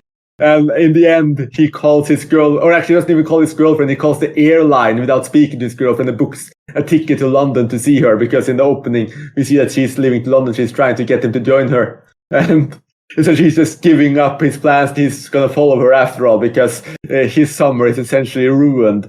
He's just such a not very nice character, and it was nice to kind of see his world kind of collapse on him. What did you guys take away from that ending? I think the ending just showed his true nature. Like, he spends the entire film saying that he just wants to do nothing and wants to be alone. But in the end, when he finally has the empty house for himself, as you say, he just walks around for a bit and then calls the airline to grab the first plane. He also said at some point at the beginning of the film that he didn't want to think about job anymore, but at the middle of the film, we see him eventually buying this vase that is for one of his clients. So I guess he understands that, you know, he can never really stop working and he has to do this. So the relation between the girl collector and the man collector was, I think, a nice one. You know, even though they both like to collect, in the end, they do not fit that well together. Yeah, I also think the penultimate scene in the car, I think he takes Heidi home from the collector after they've kissed. You know, he sort of has an idea of what's going to happen, but then she just rushes off. And I think that, you know, that kind of reveals the nature of their relationship, that it's all very come and go. He obviously feels maybe not hurt, but at least annoyed. You know, somehow his plans have been destroyed because Heidi is not necessarily a planning person like he is. Yeah, and I feel like that again shows this contrast in commitment and non-commitment, because it's again a very, you know, non-committing kind of engagement, and then this falls on his foot, and then he's just sitting there alone, and sort of his hypocrisy about this idea of vacation is also revealed, because, you know, when he is alone, he cannot stand it in a way. There's also maybe also something that could bind it together with My Night at Maud's, because there's a famous Blaise Pascal quote, which is that I'm paraphrasing here, but it's essentially that people can't stand to be alone in a room, you know, just with themselves. I should look up how the actual quote goes, but, you know, that's the gist of it. And I think that's sort of what, you know, what is the indictment of Patrick Bauhaus' character in the end, when he's all alone and he can't stand just being with himself. That's not a very positive view of the character that the film presents us at the end. Yeah, I found the quote that you were mentioning, Tobias, if you want me to read it, maybe. Yeah, please go ahead. Okay. All of humanity's problems stem from man's inability to sit quietly in a room alone. Yeah, that's just the one. And I think that sums up what happens in the end. Yeah, absolutely. You're absolutely right, yes. He didn't actually want to have a vacation, you know, just sitting alone and reading. And then all of the entanglements, they arise out of that. I think there's also just a kind of minor comparison to Suzanne, in that you've got the kind of male characters treating the female character pretty badly, they're insulting her throughout the film, and then ultimately it ends in the main character, you know, being unhappy. So yeah, it was a pretty fascinating journey from him constantly trying to get rid of people to ultimately being the one that's unhappy, whereas, the female character seemed pretty content with everything, even if she was pretty flawed herself. Yeah, I agree. I mean, it's hard to say who wins, if you can put it like that, because he does abandon Heidi on the middle of the road, but at the same time, she's invited to go to Rome and pretty much have like this adventure of her own. They're calling her to join her in the car right then, and she seemed clearly even considering it. So, regardless of whether or not she wins, he loses, let's say. And that brings us up to the 5th film in the series, then Claire's Knee, another Rohmer summer vacation film, shot in a stunning Annecy and surrounding areas. And there's some big differences here. For starters, the narration is completely gone. Our lead, Jerome, is still very vocal, shall we say, about his views of the world, but we don't have that direct insight into his mind. The situation is also changed. This time, our lead is not just dating someone, he is engaged to be married to them, but he's off on his own kind of large holiday before the wedding. She's somewhere completely different, and he's clearly interested in having a bit of an adventure, and it's a bit too eager to jump on this kind of, shall we say, hints from his novelist friend Aurora, because she's looking for inspiration for a book, and she's kind of egging him on to help her with this, to actually kind of try to date or make a move on a teenage girl just so she can get some inspiration for the story. And he seems way too interested in going along with it. And he's a bit of a hard character to watch, at least for me. He gets way too comfortable with this teenage girl, and then her stepsister later on as well. He's very touchy-feely, all the while, talking himself up as being this great guy. And I think the film kind of takes a big step in the middle of the film when the titular character Claire comes in, and he gets this really unusual and extreme obsession with her leg, and this need to touch her leg, and this like really odd longing from afar, and plotting and scheming. It's a bit different from the other film, shall we say. Yeah, I think for me, the lead character in Claire's Knee is probably the least likable in the entire series, actually. In fact, his friend, the novelist friend, the novelist friend is trying to get this guy to like sleep with this young girl who looks very young, I have to say. She might be like 16 or whatever, but she certainly looks young. And somehow the main guy seems to have this incredibly high opinion of himself, and how incredible it is that he's resisting having sex basically with some teenage girl. I think the difference for me in this film is, even though I found the actions of the main guy incredibly like sinister, it was like a fascinating film. I think it was done incredibly well. So you don't have to like the main guy, but you still find the plot and the kind of series of events very interesting. But yeah, it's just hard to believe the guy is talking as if he's doing something amazing. He's like almost like showing off about the fact that he managed to resist this incredibly young looking girl. It's a very creepy set of events, and yet somehow it works. But I still think, again, kind of like in Suzanne, where I said the narrator was worse than the friend. In this one, I kind of feel like the novelist friend is almost worse than the main guy, because she's in the background trying to encourage this guy to do stuff with a young girl. It's a very there's a lot of weird stuff in the Rohmer films that make you wonder what society is like in France. But I don't want to insult Clem too much or France, but there's a lot of, I don't know if it's a Rohmer thing or if it's a French thing, but there's a lot of weird. It's just a really weird. Yeah, sorry, delete the France part. Okay. No, we have to get this. I think we had the same issue with Pauline at the beach in the Comments and Proverbs podcast too. We asked for Clem to defend his countrymen, essentially. Like, what is it with all of these adult men essentially perving on teenage girls? I mean, is it just a bunch of guys like following, like obsessing over girls' knees everywhere you go in France? I don't know. I mean, yeah, it gives you an interesting impression of the country. But I think obviously it's a fictional film. You'll come in 2 weeks, so I guess you'll find out for yourself if we're all like that. But yeah, I was also reminded of Pauline at the Beach, as Chris said, when I watched the film, because of how strange, let's say, and almost creepy the attitude of the main character is. I'm sure we also had this discussion when we discussed Pauline at the Beach on the comedian proverb cycle.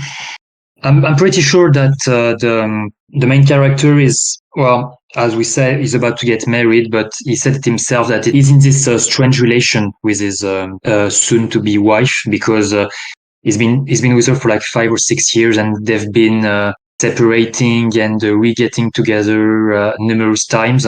And he also mentioned that he cheated on her, and she also cheated on him as well. So you can guess that he's not in a solid relationship with the love of his life. So that, which may explain why he wouldn't mind having other affairs, before he gets married. Regarding Claire, the main character, I think it's interesting. It was an interesting choice to make her appear like midway, kind of like in the very first film, like Bakery Girl of Monceau, where the Bakery Girl actually only appear.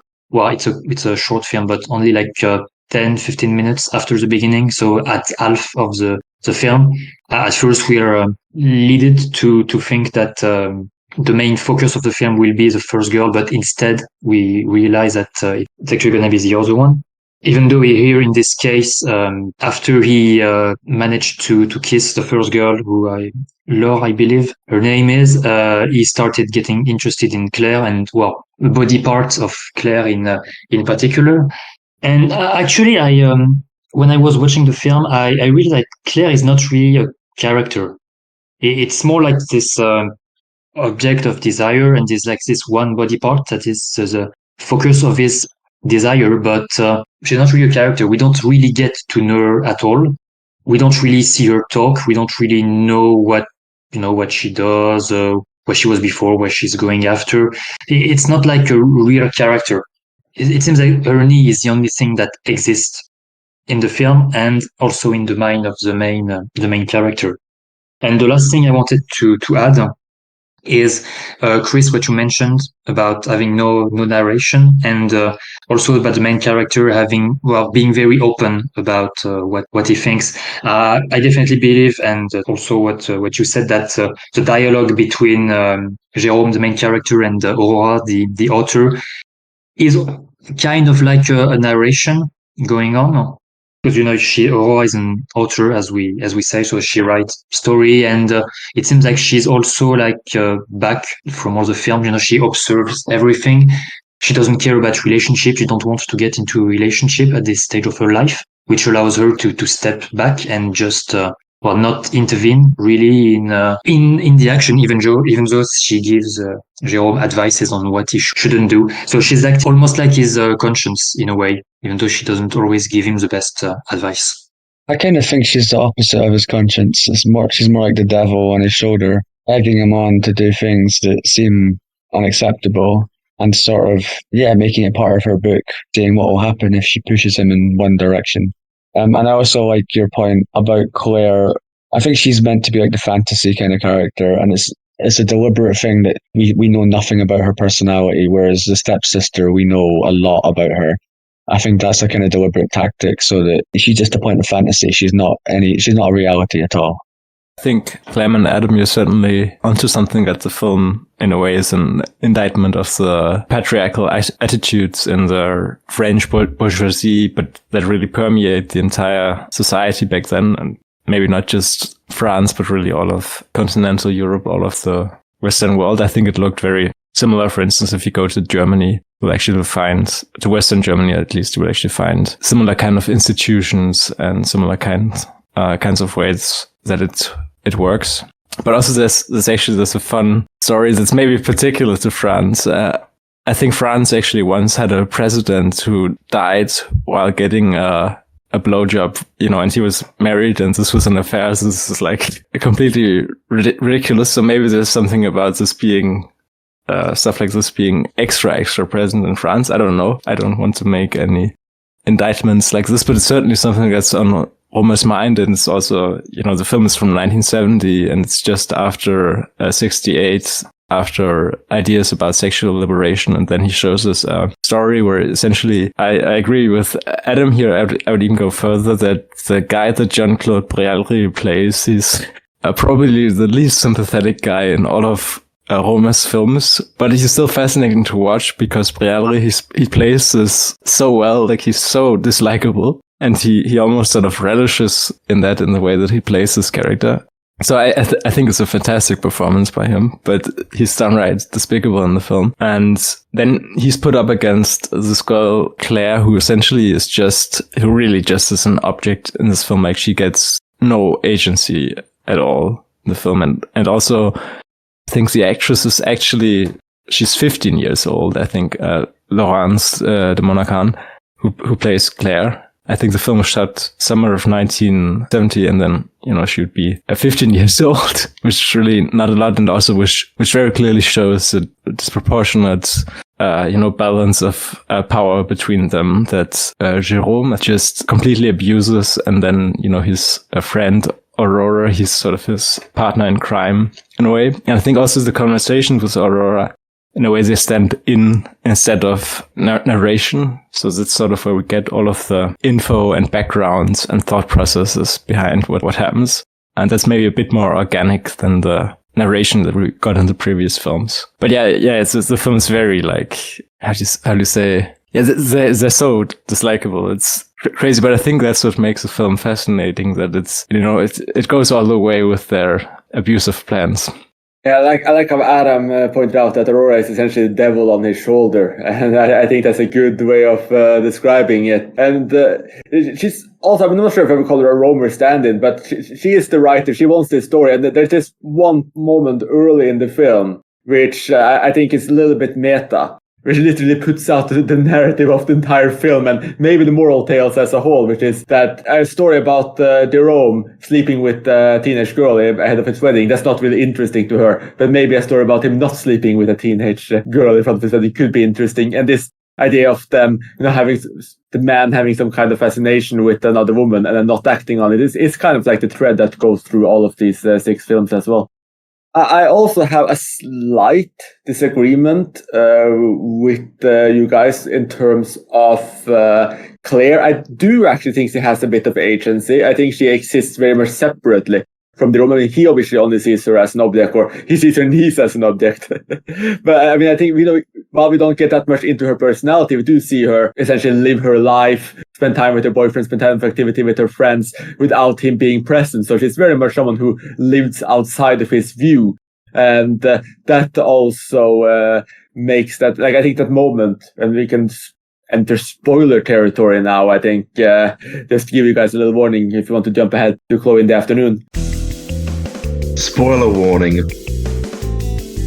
But I think there's this ending where he finally, because there's 2 times when he touches her knee. The first one is Aurora essentially just helping him. So she holds out a glass and she pulls it back just as she reaches for it, so it touches her knee. But that's not enough for him. So there's this one scene where he sees Claire's boyfriend hanging out with another girl in town. And she tells Claire while they're stuck in this lighthouse, essentially, it rains. And when she starts crying, he touches her leg and he keeps touching it and touching her leg for what feels like an eternity. And I think it feels like such a violation, at least to me, as one viewer just watching this, even though it's just her knee, but it's just such an awful, awful scene.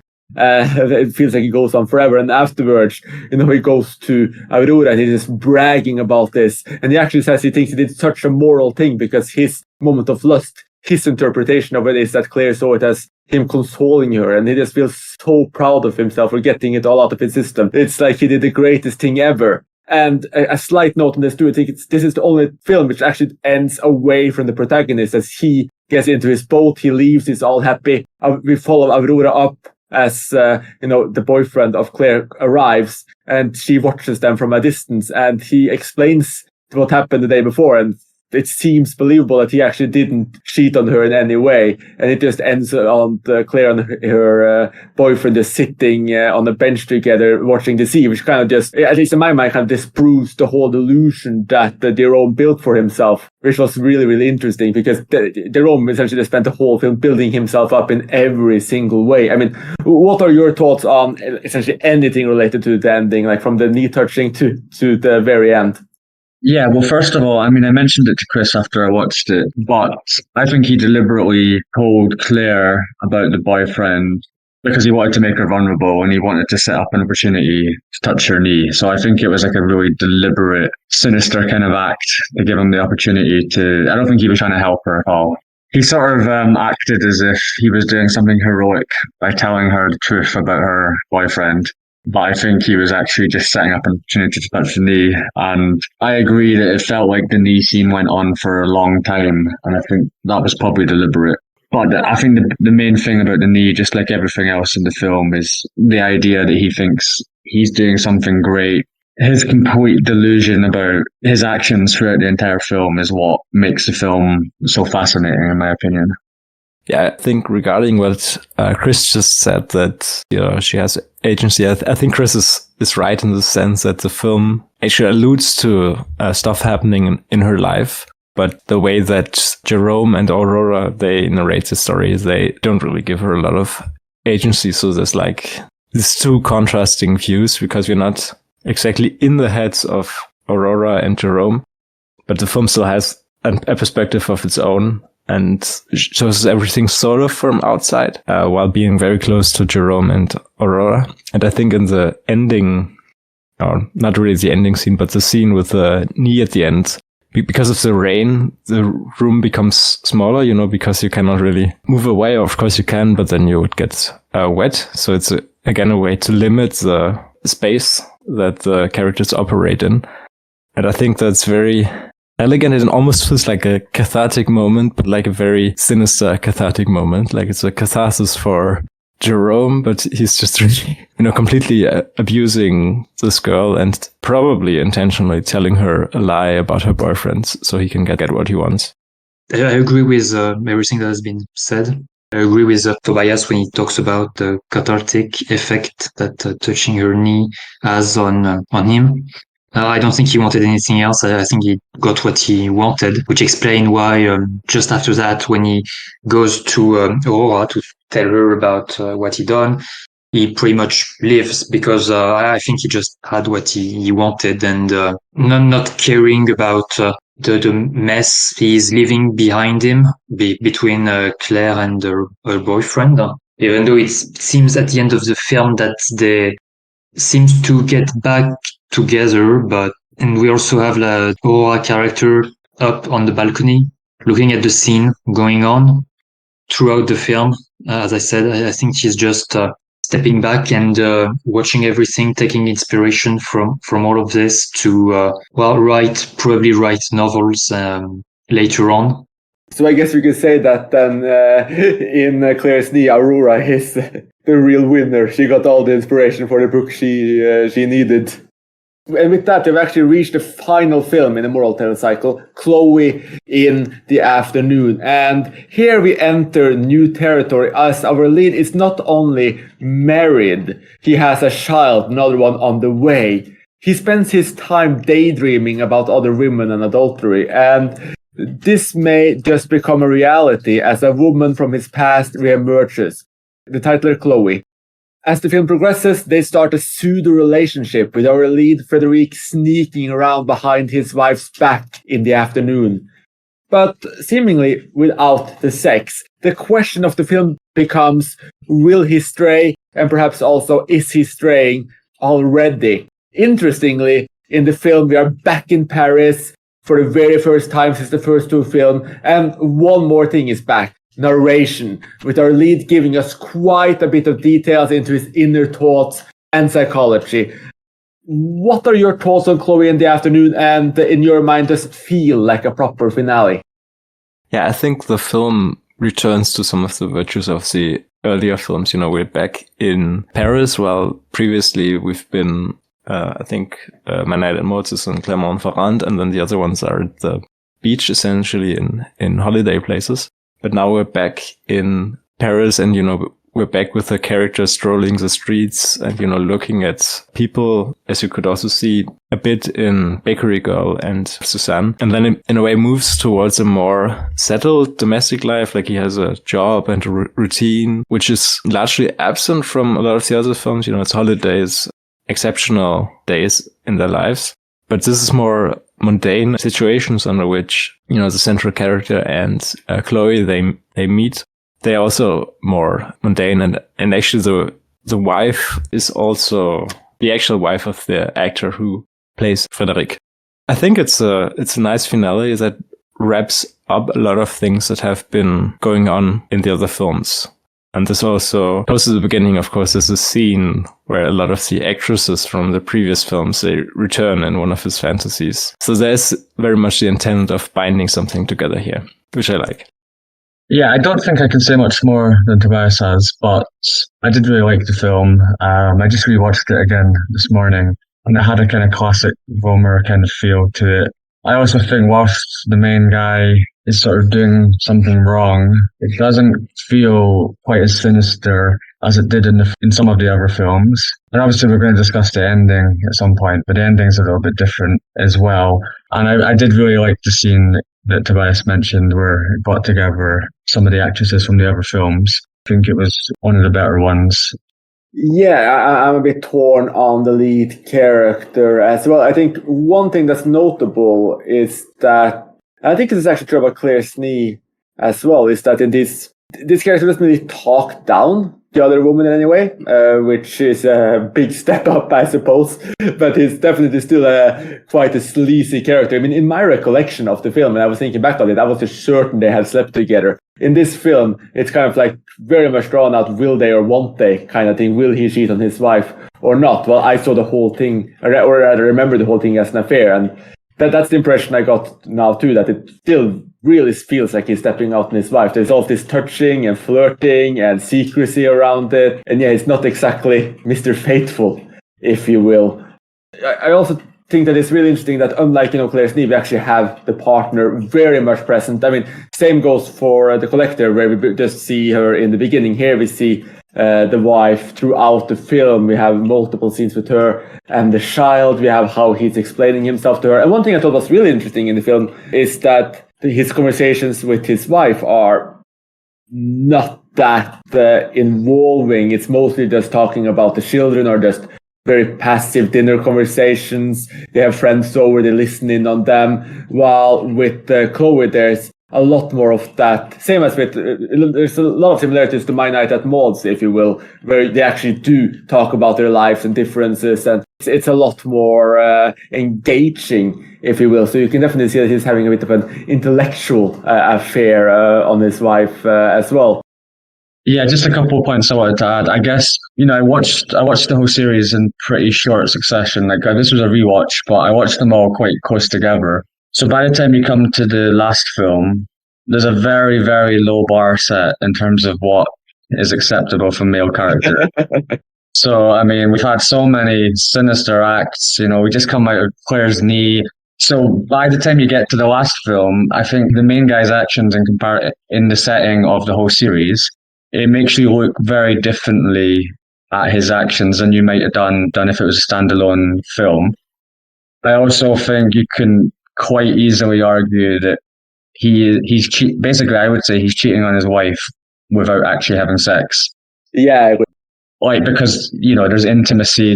They're essentially acting like a couple without sex. So I think, in my opinion, you don't get a kind of feel like this man has been tempted to do something really bad and has avoided the temptation and comes out looking good. I think you get a very different thing where he's kind of possibly damaged the relationship, or he certainly doesn't come out where you think this man has managed to avoid temptation and been faithful at all. I wouldn't say that's the case. I think the actual act of sex isn't as important as it might have been, because what he's done throughout the film is essentially cheating.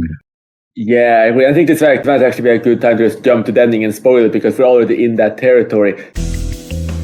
Spoiler warning. So after it's a full film of the two flirting, touching each other, kissing, necking, all kinds of other stuff, and talking about cheating, we get to this point where he comes in on her in the shower. He looks at her naked. He drives her over. They're essentially about to have sex. She gets undressed. She goes on the bed. He's about to take off his sweater. And as he's pulling it up, he sees himself in the mirror, and it's kind of like the same thing he was doing when he was playing with his kid earlier in the film, where, he was hiding himself inside of the sweater. And you kind of see that he's having second thoughts.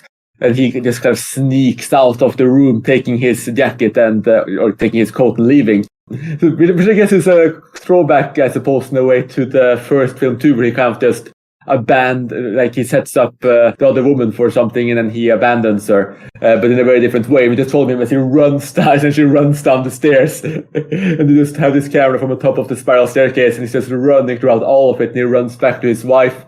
And then you have the scene which I'm not sure how to read. I'm not sure if it's meant to be touching or not, because they're having this scene where they seem to be talking about how they haven't been communicating, and they seem to be growing more closely together and sharing. But then, as she starts crying about it too, he starts undressing her, and he kind of going to go to have sex. That's kind of how the whole film ends. And I'm not sure if he's taking advantage. I'm not sure if it's a genuine sense of the two of them making up. I had really mixed feelings about this. I would love to hear you guys' opinion on both of those two events.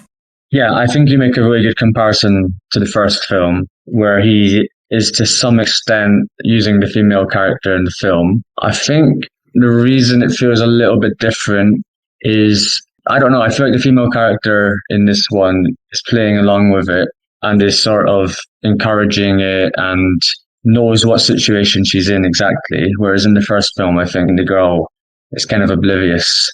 Yeah. But I do think there are strong comparisons. I just think that you have a lot. I had a lot more sympathy for the first girl than I did in this. Than the girl. The first girl in the first film is basically a complete innocent bystander. Whereas in this film, this woman doesn't care that he's got a wife and kids and is very much sort of playing along with it and is quite... So I think it's a lot harder. Whilst the guy's doing something maybe similar, I think it's a little bit harder to have as much sympathy for this woman than in the first one, the first one's completely innocent. And the ending, yeah, I didn't take it as, oh, this is a nice ending where they're back together and everything's resolved. I mean, if I was going to be cynical, then I would say he was going to have sex with that other woman. He chose not to have it with her. He still wanted to have sex, so he just went home and had sex with his wife. Yeah, that's a very dark reading, but I think I might see it the same way, yeah. I'm exaggerating it, or I'm simplifying it. I don't think it's quite as simple as that, or quite as black and white as that. But I certainly didn't look at it like he's been tempted. I think for it to have been different, he would have had to just have maybe he meets the woman once and then he turns her down and then he goes back to his wife. That would be a kind of happy ending. This was more of he's done a hell of a lot wrong.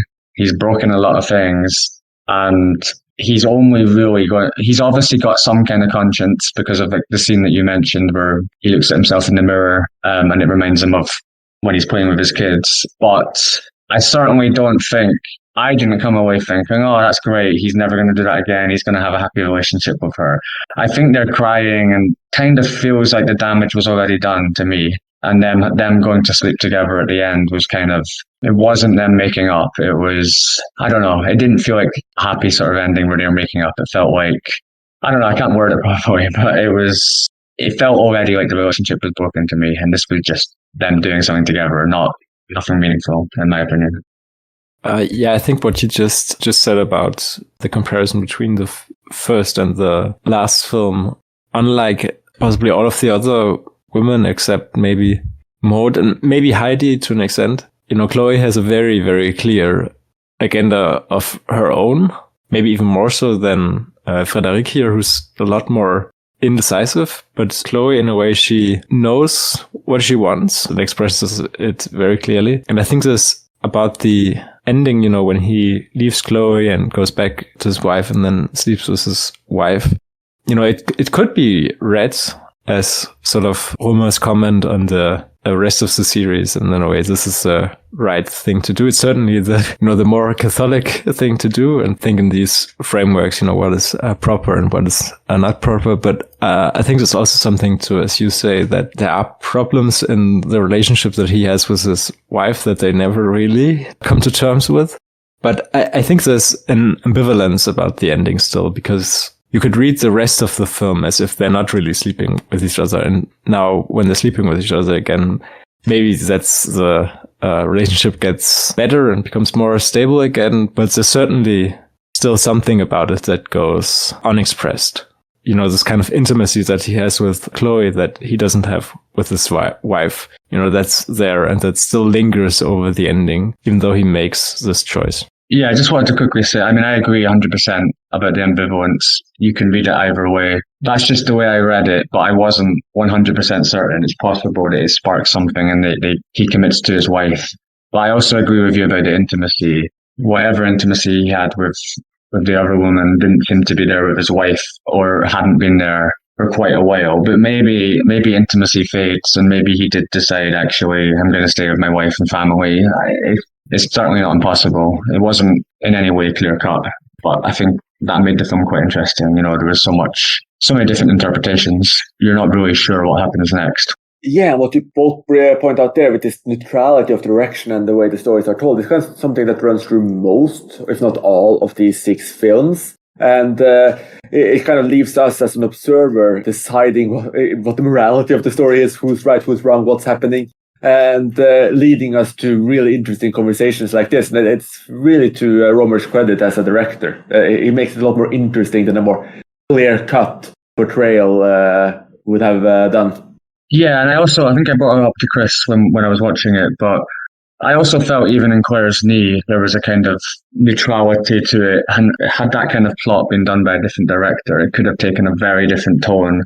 But I think the strength of that film and many of the films is there's not so much a comment on the actions of the characters. It's more about interpretation. So you can watch a film like Claire's Knee, and it's got to sort of signify this is a kind of. Sometimes a film like that might have really sinister music when when he's touching her knee or something like that. Whereas I think it's all portrayed in a way that is open to interpretation, and that is, for me, that's the biggest strength of the series. That it's up to us to interpret the actions, interpret the morality of the whole thing. I think that's the biggest strength of the whole series, really, for me. And with that, I think we actually got full circle on the series. The entire cycle has been done, and we did it in 3 hours instead of 6, as Adam is pointing out in the chat here. So well done, everyone. But before we end this episode, though, what would you say is the best film to start with from the series? And what would you say that people who are new to Rohmer should start with a film from the Moral Tales? Oh, I think I would actually recommend to start at the beginning. So to start with Bakery Girl and Career of Suzanne, also because they're very short. So actually most of the films are relatively short. They're all well below 2 hours. Yeah, so I think this gives you a relatively good introduction to the kind of framework that Rohmer operates within here. But I also think there's really no way you could go wrong, as I think My Night at Maltz is the best. But I think also as they're all really strong films and relatively close to each other in that regard, and I don't think you would go wrong with any of them. I agree with Tobias. I think a good starting point would be the beginning. So start with The Bakery Girl of Monceau and then also Suzanne's career. And I think my favorite film of the 6 would be My Night at Maud. So I think that would be the one I recommend after that. And I would also recommend one film in color. I'm not sure the one I would recommend the most, because I think all 3 are very, very similar. So I think any of the 3 films would do, but Bakery Girl of Monceau and then one in color also. Yeah, I think starting from the first film is obviously the most logical approach, and that's what was intended. But I would probably say, if someone is completely new, starting with the first film, I think it's important that they know, the first 2 films are short. The first 2 films are a bit more, things progress a little bit in terms of style and in terms of the runtime. My favorites are probably My Night at Maud's and Claire's Knee, actually. I think both the best ones. But it's hard for me to say because I didn't start with Moral Tales. And in fact, I think if I started with Moral Tales, I would have liked them more than I did the first time I watched them. So I think it's better starting with Moral Tales before you move on to Comedies and Proverbs and Four Seasons. I kind of regret that I didn't start with this series first because I had a different expectation, I think, going into these the first time. And I've actually probably liked them more watching them many years later.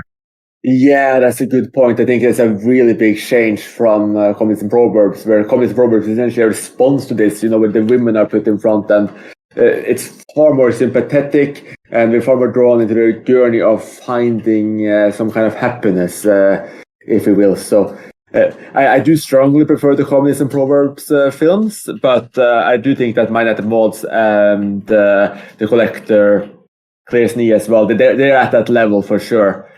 I would say that if you're completely new to Rohmer, My Night at Maud's is probably the best place to start. Not if you want to sit down and watch the entire cycle, because then just start at the beginning, but just because the first two films are a bit more amateurish. They're a lot rougher. They're not going to give you the best indication of who Rohmer will be. I think that My Night at Maud will do that. It will set you up very well in terms of knowing what Rohmer can achieve, what he's about. And I also think that the connections between the films in this cycle, while there is a clear progression where the connection with the woman they are pursuing or the woman they're choosing first, it gets stronger for each film, and the age and maturity kind of increases as well. Arguably, maybe a bit of a step back when we go to The Collector. He's not exactly the most mature lead. I think My Night at Maud is one of Rohmer's best. Obviously, it is his best regarded. So I think that's a really nice place to start, both with the cycle and with Rohmer as a whole. And then just to let people know that the Comedies and Proverbs, it seems in our mind. Does anyone think that Moral Tales is better than Comedies and Proverbs? Well, I also agree with the general sentiment here that, in preferring Comedies and Proverbs, there's a lot more going on, many more characters, and it's also more colorful in a way and more versatile and everything. But I still think there's a quality to the Moral Tales in how relatively sharp they are, and they feel more like something someone would make early on in their career. An element of insecurity about how does this all work. Maybe about Rohmer finding his style. And I think especially L'Arc-Lac-Tenus is a very interesting film to watch in this framework, because this is really where a lot of things start to come together for Rohmer. Also his first actual theatrical success as a director. And, he leaves Cahiers du Cinéma, where he is the chief editor. He leaves that in 1963. I don't know if that's before or after he makes the short films, but this is essentially where he decides, I'm not going to be a critic. I'm really going to be a filmmaker. I feel like with the way L'Arc-Lac-Tenus is made, it's really, kind of a masterclass in condensation and about going with, the actually very little that they had. And somehow I'm making a film with that against all of the odds. And I think that's very inspiring. And I love the way that it's shot and that it really gives you the atmosphere of this place. Also at the start, where there's just these shots of Heidi walking along the beach, and then these very, very, very memorable in my way, in my mind, shots of her body, which is also, I think on my DVD at home, it's sort of a painted version of that frame. And I think it's a very strong expression that I really like.